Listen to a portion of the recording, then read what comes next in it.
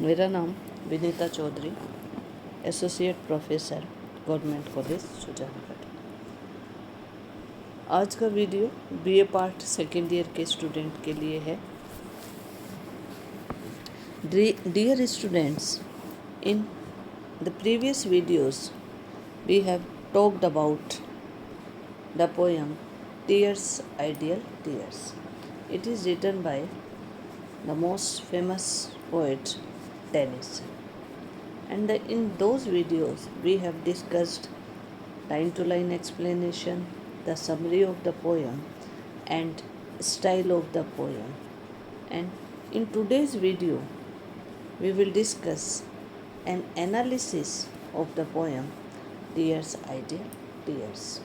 It is one of the famous works written by Alfred Lord Tennyson, and it has got quite critical analysis from all those writers. It is a song within the larger poem The Princess, and that was published in 1847. If we talk about the context of the poem, we can say it is a song that the poem's princess commands one of her maids to sing a song to pass the time while she and her maids take a break from their difficult studies. The speaker of the poem is caught up in his or her mind and memories. Some critics says, such as Clement Brooks, suggests that the poem, though sung by a woman, is from a male speaker's point of view. This is a larger poem, generally seen to be commentary on the relation of the sexes in the contemporary culture and a call for greater women's rights, particularly in higher education. This poem is composed on a visit by Tennyson to Tintern Abbey in Monmouthshire, a local also taken as subject for a poem by another famous English poet, William Wordsworth. Tennyson said that the poem was about the passion of the past abiding in the transient, which also maybe provide insight into the finale line about death in life. So the poet talk about the philosophy of death in life. The poem is renowned for its lyric richness and the many statements rife with paradox and ambiguity. This poem consists of 4 stanzas of 5 lines, each in blank verse. One might imagine that the end sound of each line trails away, reflecting how speaker pines for greater meaning as the remembers the lost past. Yet the stanzas are unified through the dreamy repetition of the phrase, the days that are no more, which concludes every stanza.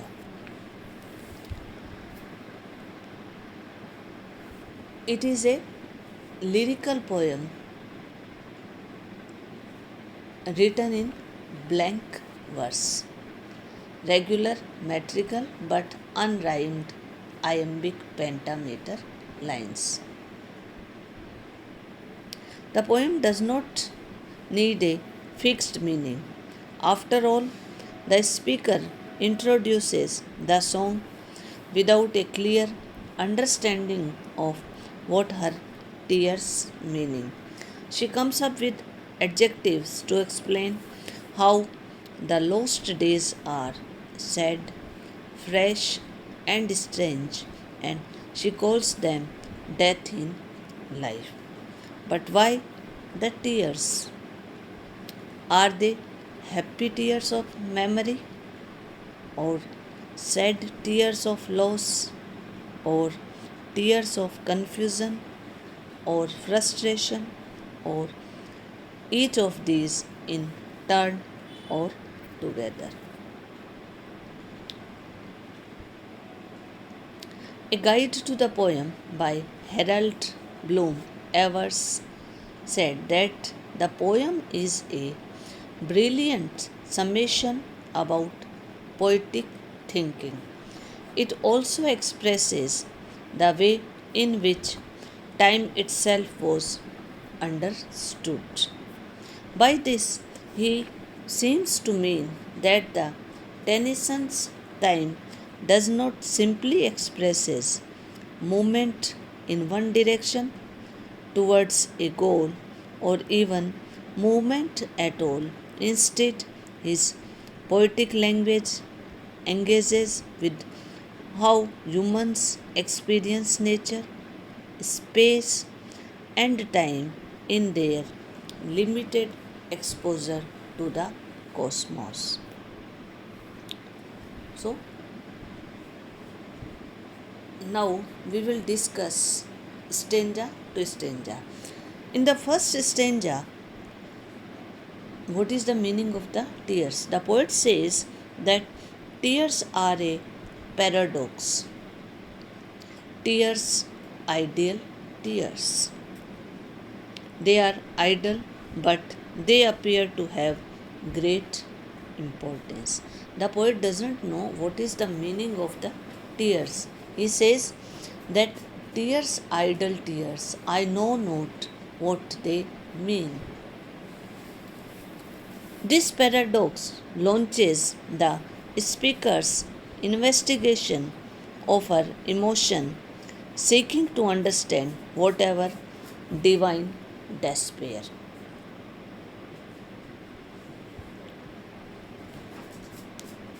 seems to be causing her psychological response.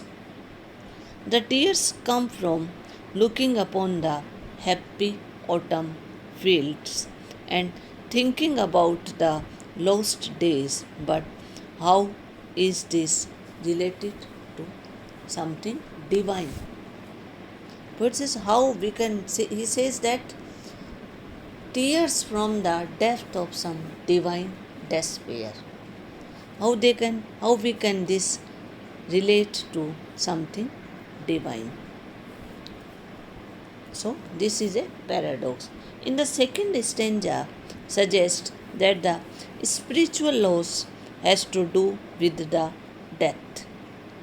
Dear friends come from the underworld, providing a pleasant and fresh memory like a sunrise, first, first beam glittering. Yet the memory fades sadly like a sunset.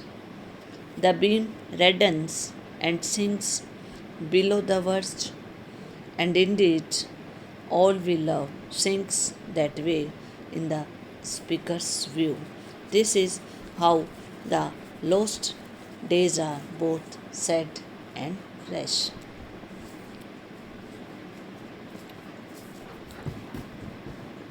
The poet is surprised as he cannot articulate the cause of the tears that are that blows or that flows from his eyes as he gazes at the autumn fields. The tears are not linked to any particular memory, hence he calls them tears, idle tears. The memories of past are so intense that they give him pleasure and pain simultaneously. Giving a beautiful analogy, he says that the past memories are a source of pleasure, like the sight of ship bringing our friends home back home. At the same time, they can cause us pain, like the last glimpse of a ship carrying away our near and dear ones. So, in the third stanza, nature also seems affected by her melancholia. For the dark summer dawns seems sad and strange when they are filled with sleepy bird sounds so early in the morning. Although the birds are stirring to sing, a person who is dying is the hearer, perhaps observing the futility of another day of such singing when death is so near. For the birds ultimately not just the hearer. Likewise, the dying person sees yet another sunrise, changing the colors through the window, and seems to despair of the strange futility of one's days. A person in the midst of the joys of life hears the birds and sees the sunrise with a different spirit than someone who is preoccupied with the lost days. The memories of past happiness are equated by the poet to the memories of kisses of a beloved.